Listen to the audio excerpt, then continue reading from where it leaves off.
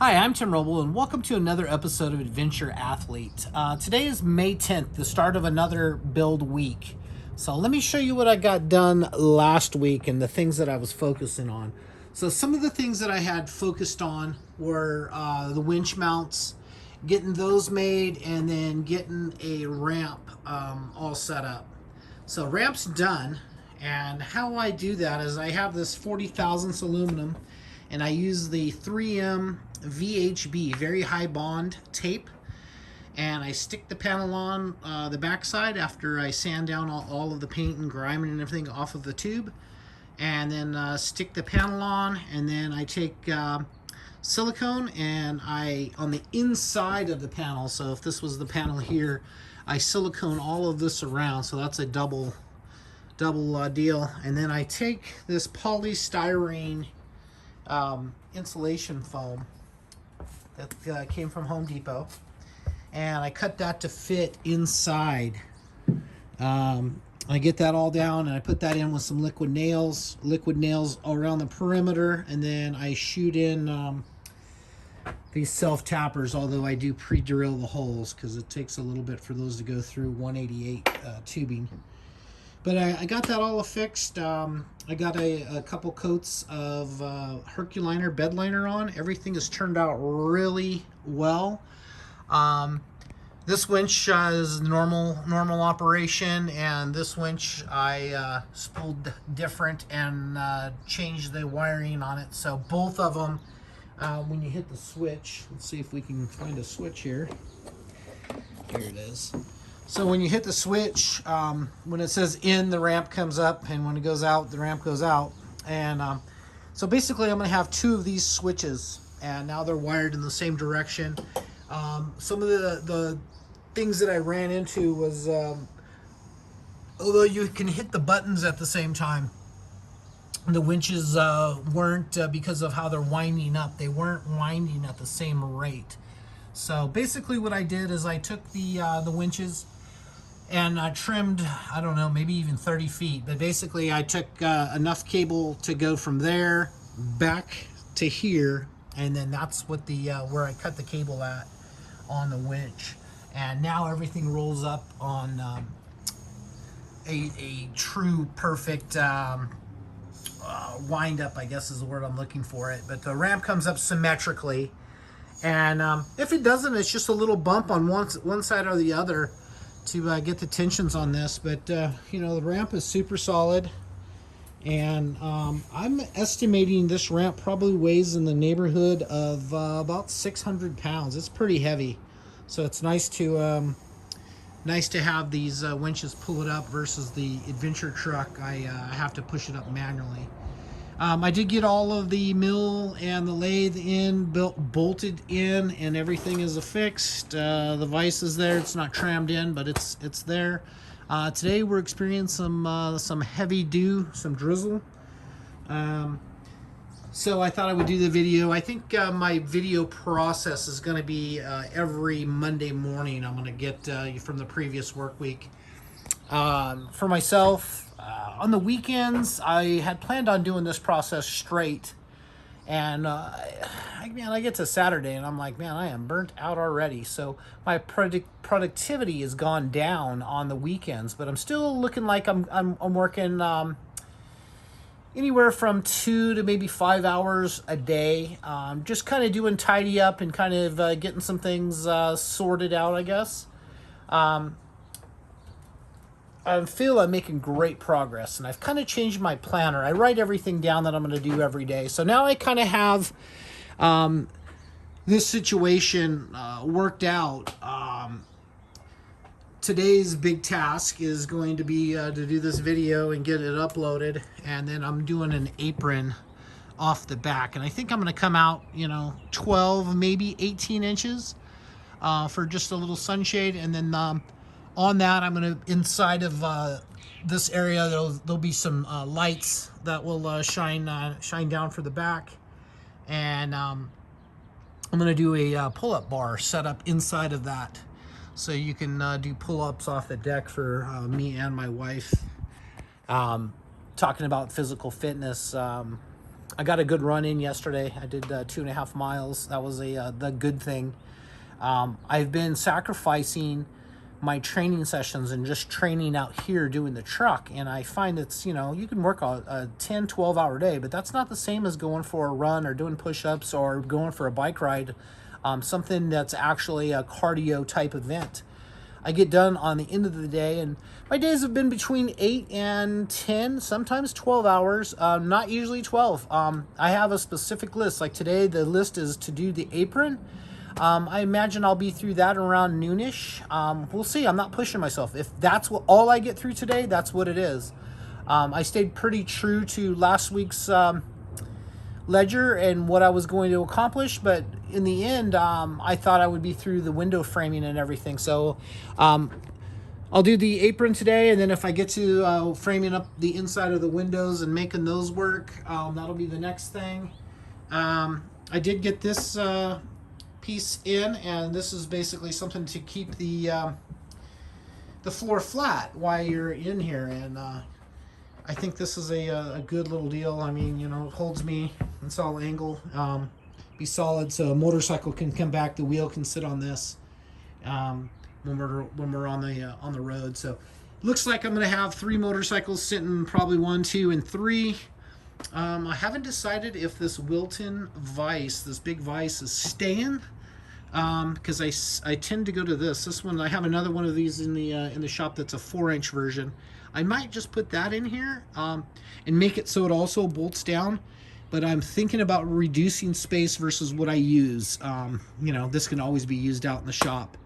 So moving some things around. I don't know if I showed my bottle rack or not yet. I didn't watch last week's video, but that's all in. It's ready to be painted, and these little sleeves go around the clamps.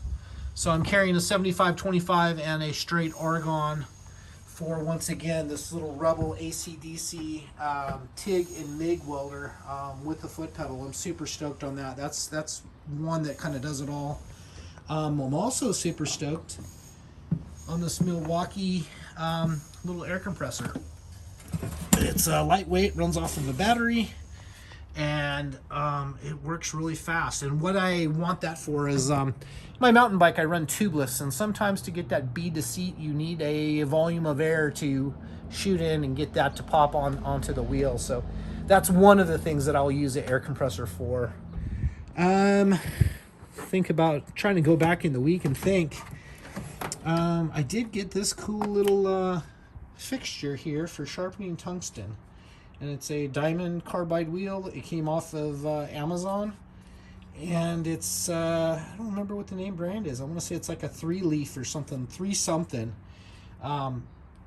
If you want one of these or something, hit me up. I can probably send you a link on the stuff. But I got that, and I bought their Dremel, but it does fit on the Milwaukee, so it's all cordless. So now everything that I do to sharpen tungsten, that's super slick. I'm happy to have that. I'm trying to do most things here battery operated that charge, and it'll charge off the solar versus running off of AC. But I've already decided that most of this build, you know, as many things as I can do DC as possible, I'll do DC. But I think pretty much this whole thing, with the amount of solar that's going to be on this, somewhere between 15 and 1800 watts, with a little over 1,000 amp hours of lithium ion battery. I don't think I'm going to run into too many issues with the electrical. So right now, this week's focus, once again, will be to stay in this back area. Lift this up and put a little magnet on it so that holds it in place. Kind of makes a nice separation. I have put forth a thought of doing a RV type washer dryer, and that may be placed here. This is just a temporary spot for this right now, and more than likely that's going to end up being higher up on the wall up here. And I think I put this door in at 7 foot, and I can walk down and my head clears. I'm thinking now, like with this closed, and let's just say your door was open for ventilation and this window's open, that it's kind of a weird stagger. So when I did it, I just tacked it in. And of course, I had to tack it in 4 places on each side, so that's going to get cut out. One way or another, I'm either going to move this up at least 2 more inches, so that's got a plane. But what I think I will do is I'm going to move this tube all the way up to this height. So make it a full 8-foot door.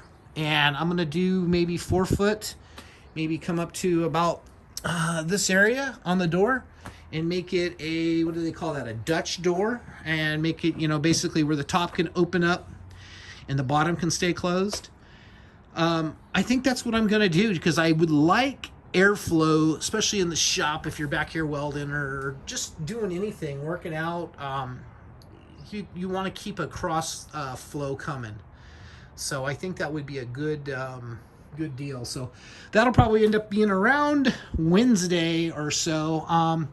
Apron, frame up the windows, frame up the door, get it functional. And then I'm going to build a platform for the toolbox to sit on. That's going to be about, well, it's going to be enough to clear the lithium ion batteries, which I believe is about 12 inches. So I'll probably do 14 and do maybe some type of slide system out the front, out the back or something, so you can service batteries, and then trying to figure out where I'm going to do the you know, the charge controller is a big unit. It's probably 14 by 18 or so. It's a full 100 amp service from Renogy. We'll start seeing that showing up. Some of my surround sound, or all of my surround sound, has shown up. I went with this cool Sony for the theater room, and it's the 5.2, I believe, although it doesn't say exactly what it is. But I probably did right there when I set the deal on. But anyway, it's a 9-speaker system that, you know, I'll have 2 recliners in here, and then the 75-inch TV over here. Why I'm looking over here in this corner. As I watch a lot of videos, I order. I'm building this whole thing off of pretty much Amazon and eBay. So I got 3 of these 5-pound fire extinguishers. So one's already set up here. One will go in the cab, and then one will be in the living quarters. So we'll have one in the back, 3 total on board. You've heard me talk about fire extinguishers before. 1 is none. 2 is 1. 3 is better than 2. So with that, you know, I've never had an issue where I've had to use a fire extinguisher except for trying to get a mouse. That was a long night, but I ended up fire extinguishing them and getting them out of the adventure truck. So anyway, that's going to be about it for now. If you guys questions, comments, you know, you want to see something that I'm doing on this build. Some of you have said, hey, maybe a GoPro time lapse up in the corner and showing what you're doing. I don't want to go through all the editing and all of that. If there's something specific you want to do, like, hey, Tim, what settings are you using to weld this type of tubing or something, hit me up. For basic MIG welding, TIG welding, I use approximately 1 amp per 1,000th of metal thickness. That's an easy way to do it. So if you have 120 thousandths, you know, 1/8 inch, 125 thousandths, 1/8 inch stuff, start maybe 120, 115 amps and see if that's enough for what you're doing. You know, that's a big question I get a lot for welding. But other than that, I am super happy with the floor space I have back here. You know, today is a dreary, rainy day, and I'm looking at that as build inspiration. When it's crappy outside, I only want to go outside and maybe do a 2 or 3 hour training session. Then I want to be back inside the truck. You know, I do plan on camping in the snow and foul weather.